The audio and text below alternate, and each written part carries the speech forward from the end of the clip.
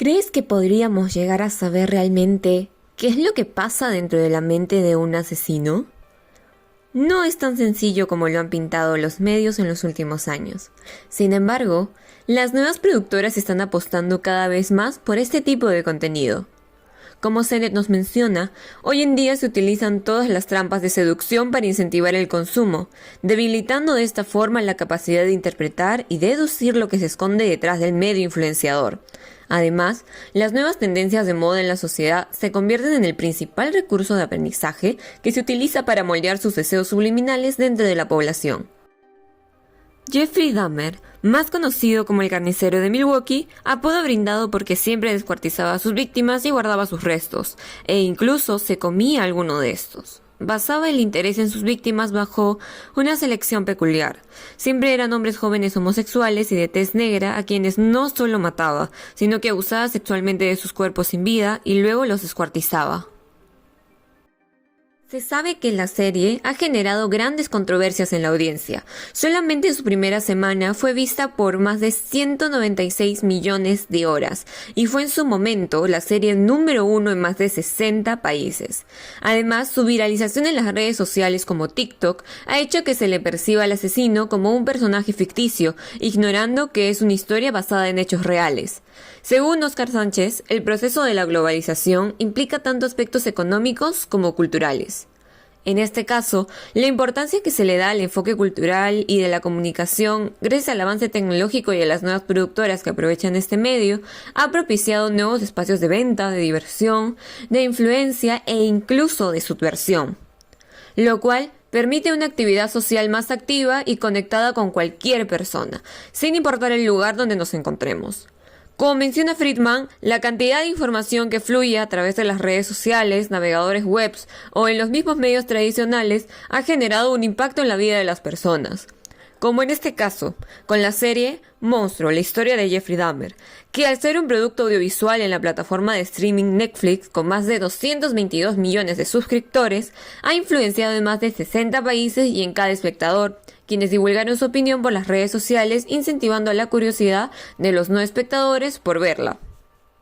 Sin embargo, ¿por qué al público le gusta tanto ese tipo de series? Encontramos 3 motivos durante la investigación. La curiosidad.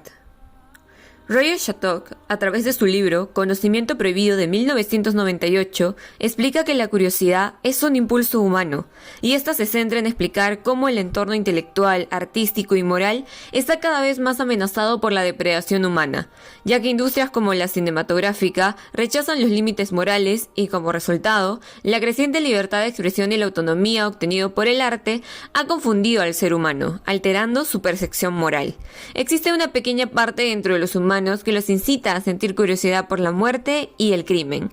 En este caso, les fascina encontrar el propósito de la violencia perpetrada por el protagonista y entender lo que parece ilógico. La mente del asesino. La supervivencia. El ser humano supone que al saber más sobre el comportamiento de un asesino, le ayudaría a sobrevivir en el mundo actual. Consideran que a partir de lo que han visto son más conscientes sobre los diferentes peligros a los que están expuestos. Por ello, de alguna forma creen que este tipo de series permite conocer el peligro sin exponerlos directamente a él. Dentro de la comodidad de su hogar analizan la situación y toman medidas preventivas para cualquier circunstancia peligrosa para ellos a partir de lo que han observado. El sesgo retrospectivo.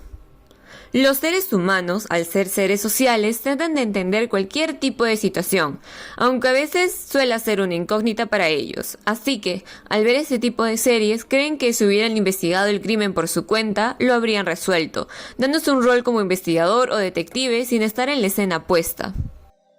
Por otra parte, un estudio de podcast publicado en el 2017 mostró que, si bien el 56% de los oyentes de podcast son hombres, cuando nos sumergimos en la categoría de crímenes reales podemos encontrar que el 80% de los oyentes son mujeres. Otro estudio del 2010 publicado por Social Psychosocial and Personality Science, basado en las reseñas de Amazon de libros sobre crímenes reales, encontraron un resultado similar. Resulta que las mujeres que consumían los libros sobre crímenes reales conformaban el 70% de los lectores.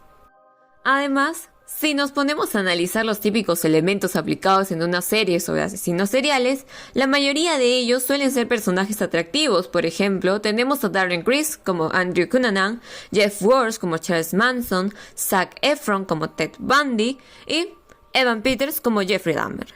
Asimismo, toda la historia suele ser contada a través de la perspectiva del asesino, victimizándolo y justificando sus acciones, y de esta forma deshumanizando a las víctimas con el fin de humanizar al asesino. Como hemos venido comentando a lo largo del documental, Dahmer ha alcanzado grandes cifras desde su lanzamiento, pues se ha dedicado a alimentar el morbo del público con respecto a los asesinos seriales. Esto ha desencadenado en una serie de sucesos a nivel mundial. La reacción del público hacia este no ha sido la mejor, no tanto por la serie en sí, sino por lo que representa. Por una parte tenemos a quienes catalogan la serie como insensible por abordar los casos y recrear las declaraciones de los familiares de las víctimas sin el consentimiento de ellos, como la de Rita Isbell. Rita Isbell es la hermana de Errol Lindsay, víctima de Jeffrey Dahmer, la cual emplearon en su discurso en el juzgado sin su consentimiento. I'm mad. This is how you act when you are out of control. I don't want to ever see my mother have to go through this again. Never, Jeffrey. Jeffrey, I hate you, mother. I hate you. This is out of control. Jeffrey, I can't believe it.